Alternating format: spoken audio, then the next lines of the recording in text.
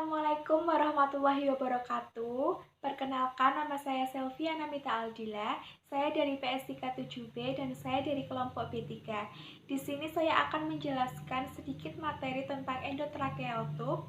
Dan endotracheal tube itu sendiri adalah memasukkan pipa trakea ke dalam trakea melalui rima glotis sehingga ujung distalnya berada pada area pertengahan pita suara dan bifurcatio trakea.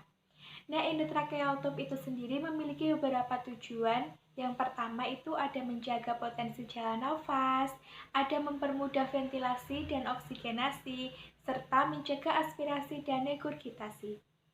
Kemudian di endotracheal tube itu pemasangannya juga ada kontraindikasinya, yaitu pada pasien tidak mampu ekstensi kepala, trauma sedang maupun besar pada tulang servikal atau tulang leher.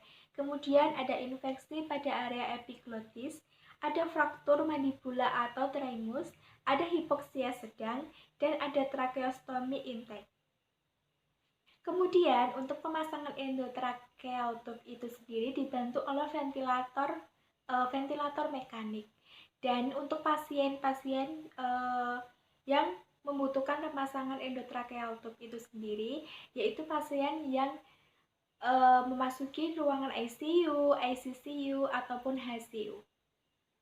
Sebelum perawat memasuki ruang pasien untuk melakukan pemasangan endotracheal tube, perawat juga harus melewati tahap-tahap berikut seperti tahap persiapan, yaitu mengecek rekam medis pasien. Apakah pasien dilakukan endotracheal itu sebenarnya benar ataupun salah? Kemudian kenapa dilakukan endotracheal tube itu? Karena pasien itu tidak sadarkan diri. Kemudian ada tahap persiapan alat.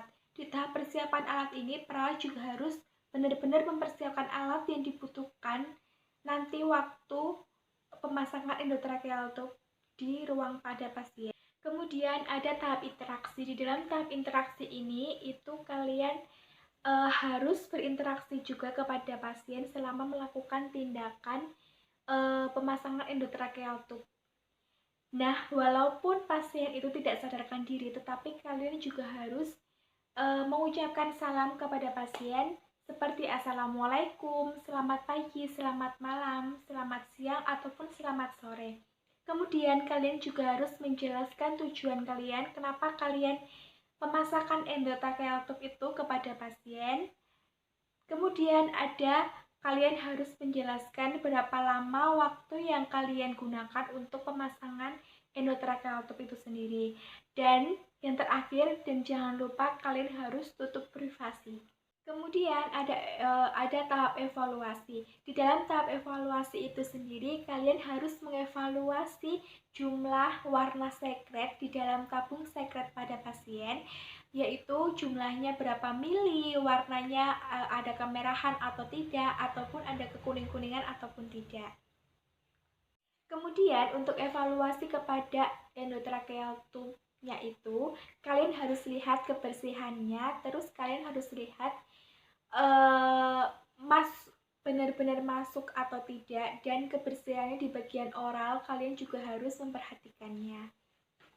Kemudian ada dokumentasi, dan di dokumentasi ini kalian harus mendokumentasi secara fisik pasien dan secara non fisik pasien. Terus kemudian seperti dokumentasi apa tindakan yang kalian berikan kepada pasien, yang kalian lakukan kepada pasien itu dituliskan di dokumentasi itu sendiri.